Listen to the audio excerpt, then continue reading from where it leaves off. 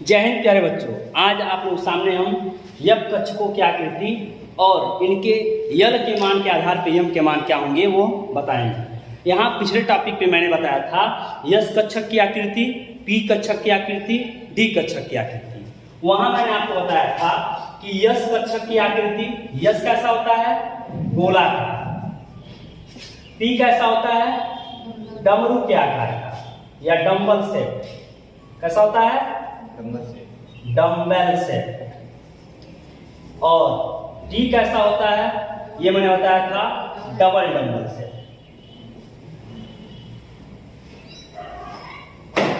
Dumbbell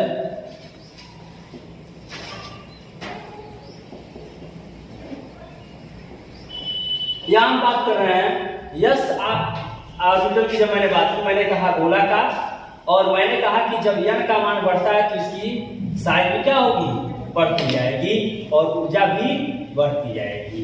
yes गोलाकार मैंने कहा था कि एकल दिशात्मक गुण इसमें पाया जाता है, अर्थात कहने का मतलब क्या है कि इलेक्ट्रॉन जो होते हैं सभी दिशाओं में, समस्त दिशाओं में इलेक्ट्रॉन की उपस्थिति क्या होगी बराबर होगी। यहाँ इलेक्ट्रॉन किसी भी दिशा में हो सकती है, लेकिन यही जब हम बात करते हैं कि P orbital, D orbital, F orbital की, तो यहाँ दिशात्मक गुण पाए जाते हैं और उस आधार पे यहाँ अलग अलग दिशाओं में सभी उप कक्षकों में, या हम ये कह लें कि सभी ऑर्बिटलों में समान इलेक्ट्रॉन होंगे और उनकी ऊर्जाएं भी समान होंगी। पी के लिए मैंने बताया था P X, P Y, P Z. D के लिए मैंने बताया था D X Y, D Y Z, D Z X, D X two, Y two, और लास्ट आपका था डी जेड या डी जेड टू।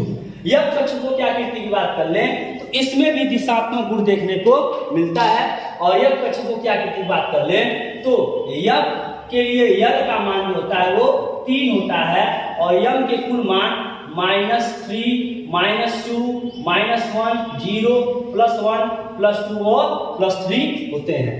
यम के लिए यल का मान 3, यस के लिए यल का मान 0, यम का मान 0, पी के लिए यल का मान 1, यम के कुल कितने मान 3, -1, 0 और +1, और डी के लिए यल का मान कितना 2, तो यम के कुल कितने मान कुल 5 मान होंगे, -2, -1, 0, +1 और +2। यहां ध्यान दीजिएगा डी कक्षक, यप कक्षकों की आकृति की हम बात करते हैं। थोड़ी इसकी संरचना बनाना बोर्ड पे थोड़ा जटिलता में इसका कॉम्प्लेक्स इसकी संरचना थोड़ी जटिल होती है, इसलिए पूरे हम संरचनाओं का वर्णन यहाँ मैंने नहीं किया हुआ है। यहाँ इस बात को ध्यान दीजिएगा, यहाँ जो 7 प्रकार के यफ ऑर्बिटल होते हैं उन 7 ऑर्बिटलों को यानी मैंने यहाँ पे आपके सामने प्रस्तुत किया है। एक जो होगा यफ जेड x2 y2, दूसरा होगा एफ वाई Z2 x2। इस पॉइंट को ध्यान दीजिएगा, Z बाहर, Y बाहर, X बाहर, फिर अंदर x2 y2 Z2 x2 y2 Z2, फिर एक साथ एफ एक्स वाई जेड, यहाँ एफ Z2 और फिर y3, एफ Z3 और y3। ये यफ कक्षकों की कुल 7 आकृतियां होंगी। और यफ कक्षक में अधिक से अधिक कितने इलेक्ट्रॉन हो सकते हैं? यफ कक्षक में अधिक से अधिक कितने इलेक्ट्रॉन हो सकते हैं? 14। ध्यान दीजिएगा, यफ कक्षक में अधिक से अधिक कितने इलेक्ट्रॉन हो सकते हैं? 14, क्योंकि यफ कक्षक में कुल कितने सब ऑर्बिटल हैं, कितने उप कक्षक हैं? 7, और प्रत्येक में कितना हो सकता है? 2, तो 7 में कितना? 14। यहां देख लीजिए आपके 2, 4, 6, 8, 10, 12, 14। यस में अधिक से अधिक कितना हो सकता है? 2, पी में अधिक से अधिक कितना हो सकता है? 6, और डी में अधिक से अधिक कितना हो सकता है? 10। ये तो आपकी बात हो गई कक्षकों की आकृति के आधार पर मैंने यहाँ पे आपके सामने प्रस्तुति दी। यहां मैंने बताया कि यस ऑर्बिटल कैसा होगा गोलाकार, पी ऑर्बिटल कैसा होगा डमरू के आकार का। पी ऑर्बिटल डमरू के आकार के कहने मतलब क्या कि अगर पी ऑर्बिटल के लोग, भाई यस ऑर्बिटल में कोई लोग नहीं होता है, पी ऑर्बिटल में 2 लोग होते हैं, डी ऑर्बिटल में 4 लोग होते हैं, एफ ऑर्बिटल में 8 लोग होते हैं। याद रखिएगा, यानी 8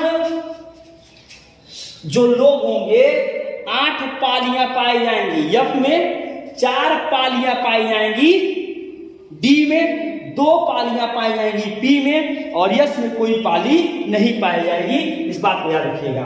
अगर ये यक्स एक्सिस पे है तो पी एक्स, अगर ये वाई एक्सिस पे हो जाए तो पी वाई, और इसी तरह जब P के दोनों लोग Z एक्सिस पे होते हैं तो इसे क्या कहते हैं, PZ। ये तो PZ की कंडीशन हो गई। PX, PY, PZ ये P ऑर्बिटल के बेस में बात कर ली गई। इसी तरह D ऑर्बिटल मैंने बताया था कि 2 भागों में इसे बांटा गया, एक को कहा गया अच्छी और एक को कहा गया अक्षी। अच्छी जो एक्सिस पे होंगे, अच्छी ऑर्बिटल कौन से थे ध्यान दीजिएगा।